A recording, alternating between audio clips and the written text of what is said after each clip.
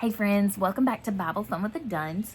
Today we read Matthew chapter 11, and in this chapter and all through the book of Matthew, as Jesus is in his earthly ministry, we see him come up against lots of different people, and every single person who meets him, they have to make a decision. Are they going to believe that Jesus is who he says he is? Are they going to believe when he shows him those when he shows them the miracles that he performs and the amazing things that he does? Or are they going to put him in the category of cuckoo, cuckoo, crazy person, one of the many false prophets who has come and said that they are the Messiah also?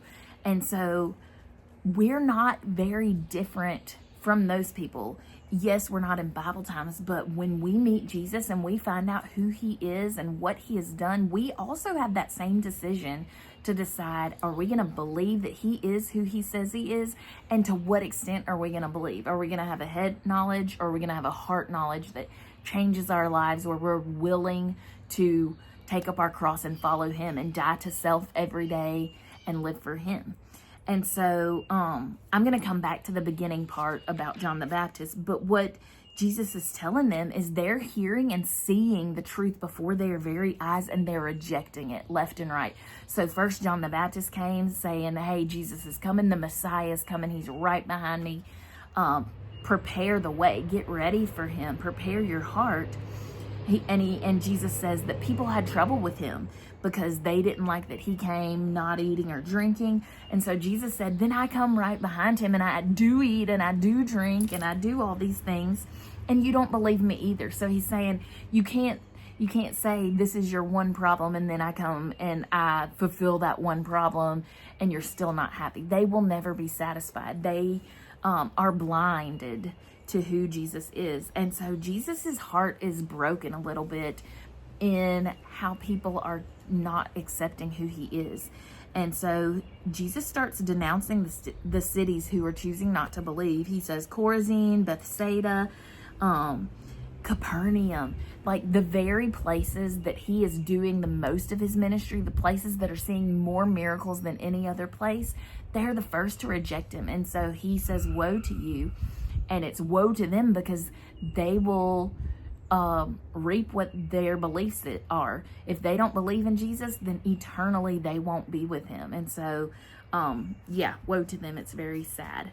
Then the beginning part, the part about John the Baptist. This has been one of my passages that has stuck with me, stood out to me a lot of different times, and I've wrestled with it in the past, outside bugs. And what's going on, remember a couple of chapters ago, John the Baptist was imprisoned, and he was telling the truth to people. It was him doing his ministry that got him imprisoned. And Jesus sets himself away. He goes away alone because he's sad about it. And we talked about in Sunday school, like, he's still God. Jesus knows John the Baptist is actually, spoiler, not going to get out of jail. Like, he will die while in prison. And so John the Baptist is in a pit of despair. He is in one of the most difficult times of his life as he's in jail. And so he is wrestling with, hold on, like, I spent my life preparing the way for Jesus, telling everyone he's the Messiah, and this is my reward. This is how my life has ended up. I'm in jail. And I used to kind of be hard on John the Baptist, but if that were me too, I think that would shake my faith too. And so John the Baptist is like, hold on, is Jesus who he says he is? Is he the one that we've been saying is to come? Or should we wait for someone else? Is he helping prepare the way? And the disciples tell him, Jesus tells them to tell John the Baptist, tell him what you've seen. Just tell him the truth. Tell him that blind people have sight. People who can't talk, mute people can now talk.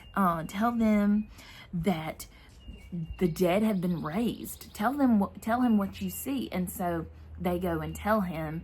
And I think a lot of times we could be hard on John the Baptist. Like, hold on, your very purpose of being born, even while you were in the womb, was to tell people about this guy that you're now doubting and you're now questioning and struggling and wrestling with. But the longer I live and go through life and go through difficult times, the more I recognize that it's those moments of doubt. It's those moments of wrestling and struggling with God that actually build my faith unlike any other moment. Angie Smith likes to say that doubt is not the absence of faith, but rather it's evidence of faith. If you don't wrestle with something, you don't have it. But when you're wrestling with something, that's evidence that you have a faith. And I just can't help but think that God is God, and he can handle our wrestlings and our questions. And so I've been going through just a study on my own personally to help prepare my heart. It's a Lent study. Prepare my heart to celebrate the resurrection in a way I never have before. And every single day there's a different thing to fast, and it's things I've never thought of before. It's very good. It's 40 days of decrease if you're interested. But it talks about one day, one of the fasts is to fast a tidy faith. And I like that it said that, because I think most of my life, I thought I had to have a tidy faith. I thought I couldn't question anything. I thought, if that's what it is, that's what it is. I thought I had to separate my feelings and my questions from my faith. Also, when I was younger, I didn't go through many difficult things. And so I didn't come up against places where I needed to wrestle and struggle in my faith.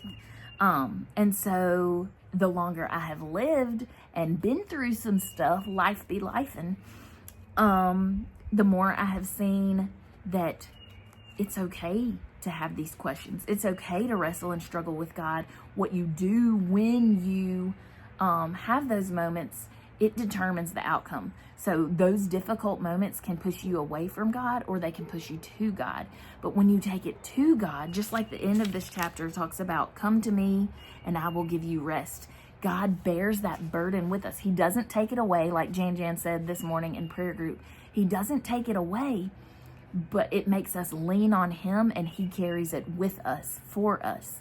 And so we bring them to him, and through that wrestling and through those questions, actually our faith is strengthened. In this book, it's talking about this. It says that the Jews are confident that the story is strong enough to be tried and tested. If this is a real faith, if this is a real God, he can stand up to our questions. He can stand up to our doubts and our wrestlings. It says, faith in Christ is not an airy substance that rests on unquestioning souls. Biblical faith is muscular, thickened more through trials than ease. I found that to be true in my own life. The author of our faith is more than able to address the identity crisis his unexpected words may trigger. Jesus is more than we thought, hoped, or imagined. His wildness is a source of wonder, not worry. His righteousness is deeper than the oceans. His goodness is higher than the heavens. His faithfulness exceeds our comprehension. I can't help but think of Jacob, who came to this place in his life where he literally wrestled God. And for the rest of his life, he walked with a limp. But I think that's probably like a trophy to him. Yes, it probably is painful, but it's probably a constant reminder to him that he was in the manifest, actual presence of God. And so those wrestlings in our lives, I would not want to go back to some of those most difficult moments. But the fruit that has come from that, the way I'm a different person, I'm a different follower of Christ because of what I've been through, man, I'm so thankful for those moments. Those are the things that have made my faith stronger, strengthened it, changed the way I live my life, changed how I follow Christ. And it's the firm foundation that my future is built on, the future of my faith. So I love this chapter. I love that the Bible tells us the truth, and it doesn't sugarcoat what John the Baptist is going through. And then that last part, come to me, all you who are heavy laden and labor, and I will give you rest. Take my yoke upon you and learn from me, for I am gentle and lowly in heart, and you will find rest for your souls. Allow those trials and those doubts and those struggles to take you to God. Allow it to lead you to God. He already knows your thoughts. He knows you're struggling and you're wrestling. Just be real with him and let him bear that burden with you. Let him wrestle it out with you. And it'll be one of those things that really give your faith the muscles to live out in this world as part of the Upside Down Kingdom. All right, friends, thanks for joining us today. We'll see you guys tomorrow for chapter 12. Bye.